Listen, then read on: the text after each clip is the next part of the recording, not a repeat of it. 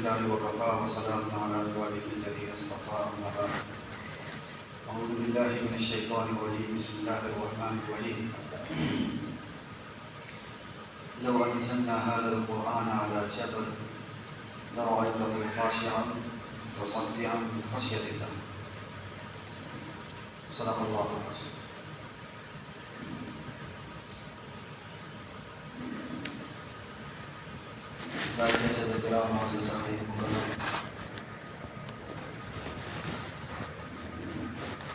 پیش کردہ آیت کے اندر اللہ رب العالمین قرآن کی اہمیت، افادیت اور قدر و منزلت کا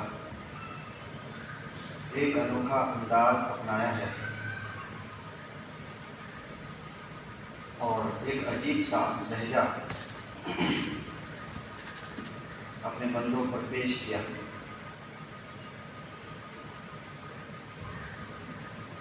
سر دست بتاتا چلوں کہ آج کی محفل میں ہم قرآن مقدس کے بنیادی عناصر پر غور و فکر کریں گے. وجہ اس کی یہ ہے کہ آج جس قدر قرآن مقدس سے چاہے وہ افہام و تفہیم کا معاملہ ہو یا قرات کا معاملہ ہو، امت بہت دور ہے. اگر پڑھنے کے سلسلے میں پوچھا جائے تو 100 میں سے 10% مشکل سے ایسے لوگ ہیں جو قرآن مقدس کی تلاوت کرتے ہیں، اور افہام و تفہیم کی بات کی جائے تو 2 یا 3% نکلتے ہیں جو روزانہ کا معمول ہو قرآن مقدس کو سمجھنے کا، اس پہ تدبر کا، غور و فکر کا، اس کے اندر رکھے ہوئے موتی اور ہیرے جواہرات کو سمجھنے کا اور دوسروں پر پیش کرنے کا. یہ معاملہ تو ہم سے بالکل چھوٹ ہی گیا ہے. لہذا اسی یاد دہانی کے لیے کہ قرآن مقدس کسی عام انسانوں کا کلام نہیں تھا جس کو ہم نے چھوڑ رکھا ہے، بلکہ خدا وحدہ لا شریک لہ لم یزل ولا یزال کا ایک ایسا کلام تھا جسے قلب محمد صلی اللہ علیہ وسلم پر نازل کیا گیا اور ہر طرح سے شکوک و شبہات سے اسے پاک اور پاک کیا گیا. یہ قرآن لغوی اعتبار سے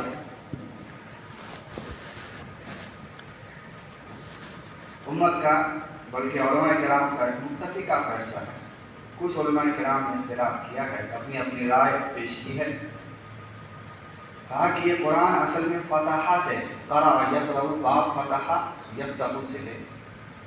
یہ وہ بات ہے جو اہل علم بھی سمجھتے ہیں، لیکن چونکہ ایک ڈاکٹر ہو اسے کہا جائے کہ بھائی آپ جو تحریر لکھتے ہیں یہ عوام کی سمجھ میں نہیں آتی، آپ ایسی تحریر لکھیں کہ ہر انسان سمجھا کرے. تو ڈاکٹر کہے گا کہ بھائی ہمارا ایک اپنا اصطلاحات ہے، ہماری ایک الگ روش ہے، اس کے اوپر آپ اگر نہ سمجھیں اس سے کیا فرق پڑتا ہے. یہ دنیا کا اسلوب. تو اہل علم کا بھی ایک طرز رہا ہے جو اپنی روایات کو کبھی فراموش نہیں کرتے تاکہ حکومت کو معلوم چلے کہ علم ہے کیا. اس لیے 2-4 باتیں ذرا علمی انداز میں ہو جاتی ہے محفل کے اندر تاکہ ان کو اپنی بے معنی کا، اپنی پستہ حالی اور ضرور حالی کا اندازہ تو ہو کہ ہم کتنے کھائیں کے اندر. یہ قرآن لفظ قرأ سے کہا گیا ہے جس کے معنی پڑھنے کے آتے ہیں. قرأ بعض لوگوں نے قرنم سے بنایا ہے، قرن یقرن، اس کے معنی آتے ہیں جمع کرنے. پڑھنے کے معنی میں تو اس لیے لایا گیا ہے کہ اس کو پڑھا بہت جاتا ہے، ہر دور میں، ہر زمانے میں، ہر دن، ہر روز اور ہر سیکنڈ کوئی نہ کوئی تلاوت کرتا رہتا ہے. ہر نماز میں اس کی تلاوت ہوتی ہے، ہر لمحہ، ہر گھڑی اس کی تلاوت ہوتی ہے. تو اسے لایا گیا ہے پڑھنے کے سلسلے میں قرأ سے، اس لیے اس کا نام قرآن رکھا. بعض لوگوں نے کہا کہ قرأ سے جمع کرنے کے معنی میں، یعنی اس کے اندر علوم کا ایک ایسا اتھا گہرا سمندر اس کے اندر جو ہے موجود ہے کہ جس بھی علوم سے تعلق رکھنے والے انسان ہوں ان کے لیے اس کے اندر رہنمائی ضرور ہے. جس قدر رہنمائی کی ضرورت ہے وہ اس کے اندر موجود ہے۔ اب کوئی کہنے لگے کہ ہمیں پورا A to Z جو ہے سائنس چاہیے، تو یہ قرآن سائنس کی کتاب ہے نہیں، لہٰذا ان کو پوری چیزیں نہیں ملتی۔ تو جس قدر رب العالمین کو امت کے رہنمائی کی ضرورت پڑی، ہر طبقہ کے علوم کو اس کے اندر جو ہے مدون کیا ہے، ہر علوم کو اس کے اندر رکھا ہے، لیکن یکسر نو نہیں ہے، یعنی گویا کہ مکمل نہیں ہے۔ مکمل یہ ہدایت کی کتاب ہے، اس میں کچھ کمی نہیں۔ تو لفظ قرآن کے لغوی تعریف کے اعتبار سے ہم اپنی زبان میں اسے مصدر کہتے ہیں، القرآن۔ اور مصدر وہ چیز ہوتا ہے جو جڑ اور بنیاد کو کہتے ہیں، جس سے شاخیں نکلتی ہیں، جس سے پتے نکلتے ہیں، جس سے الگ الگ باب فعل نکلتے ہیں، تو یہ القرآن ہے۔ اور اس کا جو فعل ہے وہ قرأ سے ہے، اس کا جو جڑ بنیاد ہے۔ اصطلاحی تعریف پر علامہ لغوی وغیرہ نے اور اسی طریقے سے اہل علم کی بہت بڑی تعداد ہے جو کم و بیش اپنے الفاظ کے اندر یہ تعریف کی ہے کہ القرآن هو الکتاب المنزل علی رسول اللہ صلی اللہ علیہ وسلم نقلا عنہ منقولا بلا شبہۃ، کہ قرآن وہ کتاب ہے جو رسول اللہ صلی اللہ علیہ وسلم کی ذات پر اتاری گئی ہے، اور یہ اتارنے میں اور اس کو مدون کرنے میں، اس کے اندر امت تک پہنچنے میں ذرا تردد کی، ایک شبہ کی بھی گنجائش نہیں کہ کوئی ایک حرف کا انکار کر دے، اس کی بھی گنجائش نہیں۔ یہ وہ تعریف ہے جو الفاظ کے کمی بیشی کے ساتھ ہر اہل علم نے کی قرآن۔ تو دیکھو اس کے اندر بہت ساری چیزیں آ گئی اس پیش کردہ اصول پر، جو رسول اللہ صلی اللہ علیہ وسلم پر اتری، اس سے تمام انبیاء کی کتاب سابقہ ہٹ گئی، اور یہ متواتر ہے۔ کیا ہے؟ متواتر ہے۔ متواتر کا معاملہ ایسا ہوتا ہے کہ ہر زمانے میں اتنی بڑی تعداد لوگوں کی اس کو نقل کر کے آئی ہو کہ اس کا جھوٹ پر متفق ہونا محال سمجھا جاتا ہو۔ جیسے کہ قرن اول میں نبی علیہ السلام کے زمانے میں 70 آدمیوں نے گواہی دیا کہ بھائی یہ قرآن ہے اور یہ اللہ کی کتاب ہے، اور گواہی دینے والے ایک ہی خطے کے نہیں، الگ الگ خطے کے، اور وہ زمانہ جو سیل فون کا نہیں تھا کہ رابطہ کر لیا جائے کہ تم بھی وہی بات کہو جو میں کہہ رہا ہوں، بلکہ ہر کسی کی زبان پر یہی بات ہونا اور وہی مفہوم ہونا یہ کہتا ہے کہ کچھ نہ کچھ بات تو ہے اس کے اندر، صداقت ہے، سچائی ہے، تبھی تو ہر ایک انسان وہی کہہ رہے ہیں۔ پھر صدیاں بیت گئی، دوسری صدی کے اندر تمام دنیا کے افراد وہی بات کہہ رہے ہیں، پھر آگے یہ زمانہ گزرا، پھر تمام افراد وہی بات کہہ رہے ہیں۔ اس کا مطلب ہے کہ صداقت ہے اس کے اندر۔ اگر جھوٹ ہوتا تو تمام لوگ متفق نہیں ہوتے، ایک ہوتے، دو ہوتے، تین ہوتے، ایک گاؤں ہوتا، دو گاؤں ہوتا، یہ پوری دنیا متفق۔ تو اسے کہتے ہیں متواتر۔ یہ قرآن متواتر ہے، اس کے اندر شک و شبہ کی کوئی گنجائش نہیں۔ اب متواتر سے بہت ساری چیزیں نکل گئی، پورا احادیث کا ایک ذخیرہ جو متواتر قسمیں ہیں حدیث میں، اس کو وہ بھی نکل جاتا ہے اس سے۔ حدیث کا ایک جز متواتر ہے، اس کے علاوہ بہت ساری متواتر میں تقریباً آپ کو 10% ملیں گے احادیث، باقی 90% جو ہے خبر احاد کہتے ہیں، خبر واحد۔ یہ اب یہ نکل گیا قرآن سے، قرآن سے وہ بھی چیز نکل گیا اس قرآن کی تعریف سے کہ احادیث کا پورا ذخیرہ، احادیث کا، کیونکہ احادیث کہتے ہیں کہ جو رسول اللہ صلی اللہ علیہ وسلم نے اپنی زبان سے کوئی بات کہی ہو، یا ان کا فعل ہو، یا عمل ہو، یا تقریر ہو، تو اسے احادیث کہا جاتا ہے۔ لیکن قرآن جو جبریل لے کر کے آئے، یا پھر جیسے کہ علماء نے اس کی بھی وحی کی 3 قسمیں بیان کی، ایک ہوتا ہے قلبی، ہوتا ایک کلام الہی ہوتا ہے، اور ایک ہے جو فرشتوں کے ذریعے آتا ہے۔ تو قلبی کا تعلق ہے وہ یہ ہے کہ مطلب اللہ رب العالمین ڈائریکٹ رسول اللہ صلی اللہ علیہ وسلم کے قلب پر القاء کرتے ہیں، کسی بھی فرشتوں کا واسطہ نہیں ہوتا، کسی آواز کا واسطہ نہیں ہوتا، کسی انسان کا یا کسی اور چیزوں کا اس کے اندر کوئی واسطہ نہیں، بلکہ اللہ رب العالمین ڈائریکٹ رسول اللہ صلی اللہ علیہ وسلم کے دل پر القاء کرتے ہیں اور ان کے بعد معلوم چل جاتا ہے کہ اللہ کی بات ہے۔ اور ایک معاملہ وہ ہوتا ہے جو اللہ رب العالمین خود کلام کرتے ہیں رسول سے، اپنے بندوں سے، یہ وحی کا سب سے اعلیٰ کوالٹی کہ اللہ خود کلام کرے، یہ سب سے اعلیٰ کوالٹی۔ اس لیے حضرت موسیٰ علیہ السلام کی جو تعریف کی گئی ہے اس کے اندر کلیم اللہ کا لفظ ہے۔ یہ وحی کی تمام قسموں میں سب سے پاورفل قسم مانی جاتی ہے کہ اللہ اپنے بندوں سے خود کلام ہو۔ اور ایک آتا ہے کہ فرشتوں کے ذریعے کسی کا واسطہ ہو پہنچنے میں۔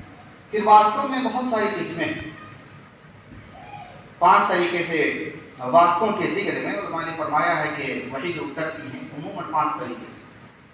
ایک تو حضرت جبریل کا فی نفسہ ہی اپنی شکل کے اندر آنا، ایک ہے کہ زنجیر کی طرح آواز، انہی کی آواز ہو ان کا سنائی دینا، اور طریقے بہت سارے۔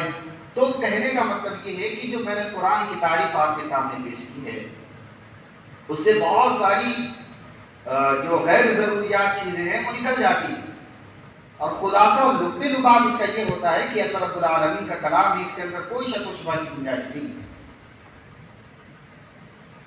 اب اتنی تعریف کے بعد ایک مسئلہ آتا ہے کہ بھائی یہ اتنا شفاف قرآن ہے، اتنا بابرکت قرآن ہے جس کے اندر ایک رتی کے برابر بھی انکار کی کوئی گنجائش نہیں رکھی گئی، ہر طرح سے پاک کیا گیا اس کو۔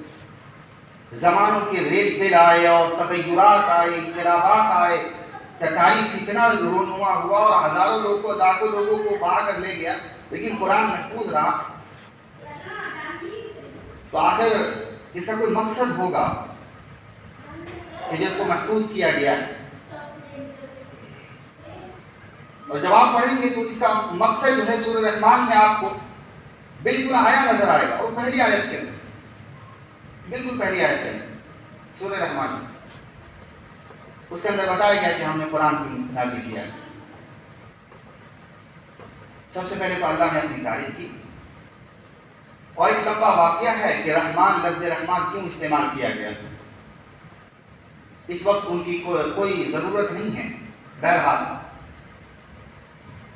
الرحمن علم القرآن، قرآن سکھایا، کس کو سکھایا؟ انسانوں کو سکھایا۔ علمہ الرحمن خلق الانسان، انسانوں کی تخلیق کی گئی اور تخلیق کرنے کے بعد اس کو لطف گویائی عطا فرمائی، علمہ البیان، بیان کی صلاحیت عطا فرمائی۔ انسان کو پیدا کیا، انسان کو پیدا کرنے کے بعد اس کو لطف گویائی عطا فرما دی گئی ہے، یعنی اس کو بولنے کی طاقت عطا فرمائی گئی، پڑھنے کی طاقت، ہم کلامی کی طاقت، اور یہ ایسی طاقت ہے کہ اس سے بڑے بڑے جاندار جو ہم سے طاقت و قوت میں بہت ہی اعلیٰ اور ارفع مانے جاتے ہیں، اس کے اندر گویائی کی طاقت نہیں، سمجھنے کی طاقت نہیں۔ حیوان لے لو، ہم سے طاقت اور قوت میں کتنے بڑے بڑے ہیں حیوانات، جانور، ہم ڈرتے ہیں ان کے سامنے جانے سے۔ شیر کا معاملہ ہے، چیتے کا معاملہ ہے، نہ جانے پار کھانے والے درندے اور اڑنے والے مخلوقات ہیں، گویائی کہاں ہے اس کے اندر؟ تو یہ گویائی اللہ رب العالمین نے حضرت انسان کو عطا فرمائی، یہ اسی کے ساتھ خاص ہے۔ اور پھر اس کے بعد اس کو سمجھنے کی اعلیٰ کوالٹی عطا کی گئی، بہت اچھے سے سمجھتا بھی ہے، ہر چیز کو سمجھتا ہے، باریکیاں نکالتا، جسے ہم اپنی زبان میں کہتے ہیں کہ کھال کے اندر سے، بال کے اندر سے کھال نکالنے کی طاقت رکھتا ہے، بالوں میں سے کھال نکالتا ہے۔ الفاظ کے اتنے نمائش کرتا ہے، اتنے سجاتا ہے الفاظ کو کہ بعض لوگ اسے جب قلم سے نکلتی ہے تو ادیب کا نام دے دیتے ہیں، جب واعظ کی زبان سے نکلتا ہے مقرر کی تو اسے واعظ کہتے ہیں، جب کسی گویائی کو مجاہد اپناتا ہے تو اسے مجاہد کہتے ہیں، میدان جہاد والے۔ یہی چیز بعض لوگوں کے ساتھ مبلغ بن جاتے ہیں، اپناتے ہیں تو یہی متکلم بنتا ہے، اسی کو اختیار کر کے انسان، اور اسی کو اختیار کر کے شاعر بنتا ہے۔ تو سارا معاملہ اسی کے ساتھ ہے، گویائی سے، افہام و تفہیم اور گویائی سے۔ لیکن معاملہ ہے کہ کیا اللہ رب العالمین نے یہ جو اتنی بڑی دولت عطا فرمائی ہے گویائی کی، اس کے اور قرآن کے اندر ربط اور تعلق ہے یا نہیں؟ یہ جو نعمت ہے گویائی کی، جیسے میں نے آپ کے سامنے اپنی زبان میں عرض کیا، اور قرآن کا ایک چھوٹا سا آپ کے سامنے ایک بنیادی باتیں عرض کی، تو آخر کیا اس کے اندر ربط اور تعلق ہے، یا پھر ایسا ہے کہ انسان شاعر بن کے زندگی گزار دے، یا گانا والے بن کے زندگی گزار دے، یا دیگر فنون کے اندر اپنے الفاظ کو، اپنی گویائی کو صرف کرتا رہے؟ کیا ایسا معاملہ ہے؟ یا یہ ہے کہ یہ قرآن پر اپنے اس الفاظ کو استعمال کرے، اپنی صلاحیت کو نکھارے، اور اپنے سمجھنے کی قوت کو قرآن کی افہام و تفہیم پر صرف کرے؟ تو معاملہ یہ ہے۔ اب ہم حدیث کی طرف آ جاتے ہیں۔ چنانچہ میں نے جو بتایا، اور وَمَّنْ عَلَّمَ الْقُرْآنَ خَلَقَ الْإِنسَانَ عَلَّمَهُ الْبَيَانَ، عن ابن عفان رضی اللہ تعالیٰ، حضرت عثمان غنی رضی اللہ تعالیٰ کی حدیث بخاری میں ہے، متعدد کتابوں میں متعدد، کہ بھائی تم میں سب سے بہتر انسان وہ ہے جو قرآن کو سیکھے اور سکھائے۔ اب یہ اعلیٰ کوالٹی بتائی جا رہی ہے انسان کی۔ جو گویائی کا معاملہ ہے، افہام و تفہیم کا معاملہ ہے، یہ کس کے ساتھ ہونی چاہیے؟ فرمایا یہ انسانوں کے لیے، یہ قرآن انسانوں کے لیے، اور تلاوت بھی انسانوں کے ذمے ہے۔ لہٰذا تم میں سے جو تلاوت کرے گا، جو سمجھے گا، جو سکھائے گا، جو سیکھے گا، وہ تم میں سب سے بہتر مخلوق ہوں گے۔ اس سے بڑا کسی کا مقام ہو ہی نہیں سکتا۔ جو قرآن کو سمجھے، قرآن کو سیکھے، قرآن کی تلاوت کرے، اپنے نیند کو قربان کرے، تہجد کے اندر قرآن کی تلاوت کرے، اپنے راتوں کو قربان کرے۔ لہذا اس مقصد کو صحابہ کرام کی بڑی جماعت، بہت بڑی جماعت نے اسے سمجھا تھا، اپنایا تھا۔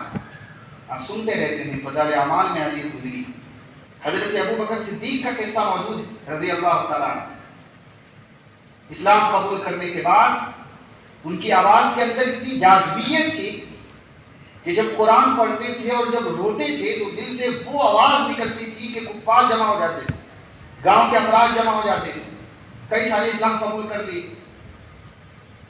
خدشہ لاحق ہوا کہ اگر یہی معاملہ چلتا رہا تو یہ تنہا پورے عالم کے لیے کافی ہو جائے گا، سب اس کے الفاظ سن کر کے، قرآن کی تلاوت سن کر کے جو اسلام قبول کر لیں گے۔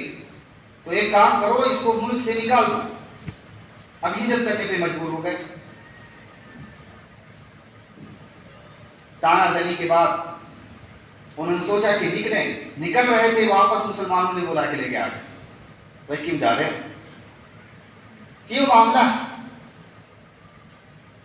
ایک نہیں ہے، ہزاروں صحابہ کرام کی زندگیاں یہ قرآن کو سننے کی وجہ سے بدلی، قرآن کو سننے کی وجہ سے۔ آپ حضرت عمر بن خطاب کا واقعہ دیکھیں، یہ کیا تھا؟ بہت سارے لوگ ہیں، کچھ لوگ شاعر تھے، کلام کے، عرب کے کلام کے بڑے ماہر انسان تھے۔ وہ سوچتے تھے کہ اگر رسول اللہ صلی اللہ علیہ وسلم کی جو باتیں افواہ ہیں کہ بھائی ان کا کلام سنو گے تو اسلام قبول کر لو گے، تو واقعاتاً اگر کیا ہم ان سے کم ہیں؟ ہم سنیں گے تو کیا فرق پڑتا ہے؟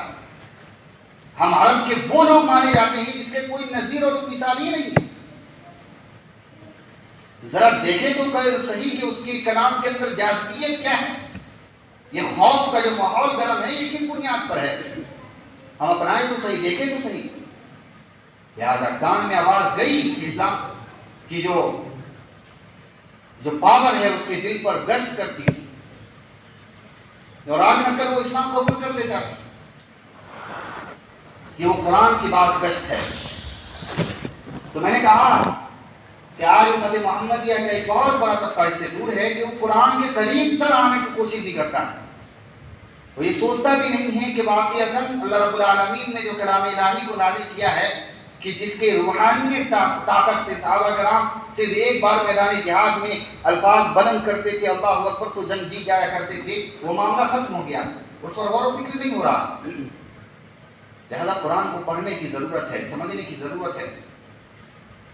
آج افہام و تفہیم کا معاملہ بہت دور ہے، تلاوت کرنے کی بات کی جا رہی ہے، اس پہ بھی 10% نکلتے ہیں مسلمانوں کی بڑی تعداد میں سے جو قرآن کی تلاوت کرتے ہیں صبح و شام۔ یہ قرآن کی دوریاں اور قرآن سے ہماری دوریاں کیا مسلمانوں کو زیب دے سکتی ہے؟ کیا یہی نحوست نہیں ہے جو ہمارے گھروں سے دین جو ہے رخصت ہو رہا ہے ہمارے نوجوانوں کے اندر سے؟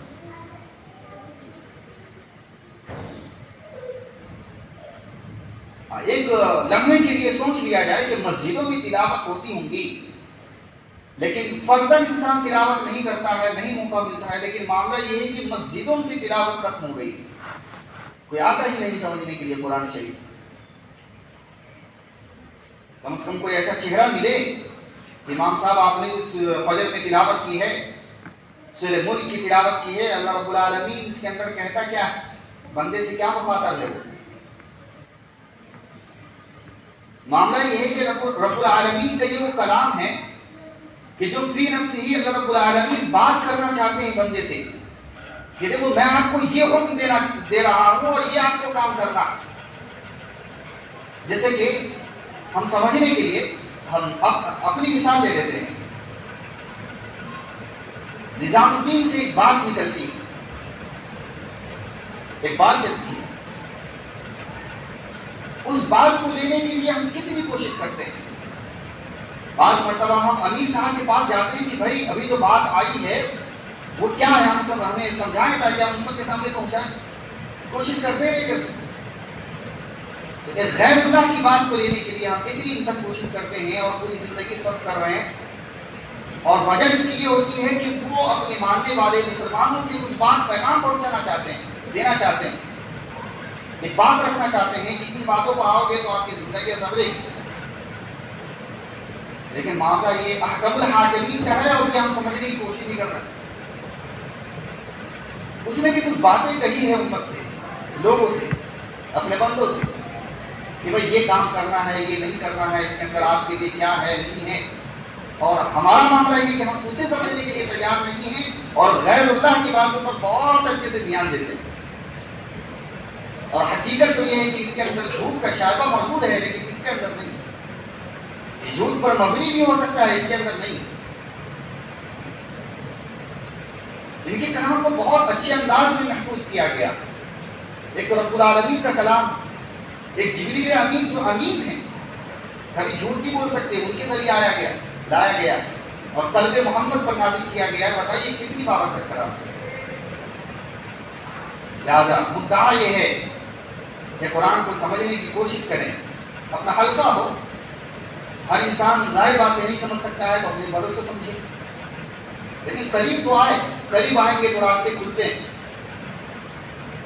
پھر یہ بات مجموع کی صورت میں پیدا ہوتا ہے، آج فرد انسان کہہ رہا ہے، لیکن جب اس پر عمل ہوگا تو دیکھیں گے کہ آج ایک انسان یہاں پہ تفسیر کر رہا ہوگا اور لاکھوں انسان بیٹھے ہوں گے اور سمجھنے کے لیے اپنی زندگیاں لگا رہے ہیں، جیسے کہ ماضی میں گزرا واقعات۔ تو جب ہماری زندگیاں کم از کم سوچنے اس طرف آئیں گی تو پھر اللہ رب العالمین کے کلام کو سمجھنے کی وہ ہمیں توفیق عطا فرمائے گا۔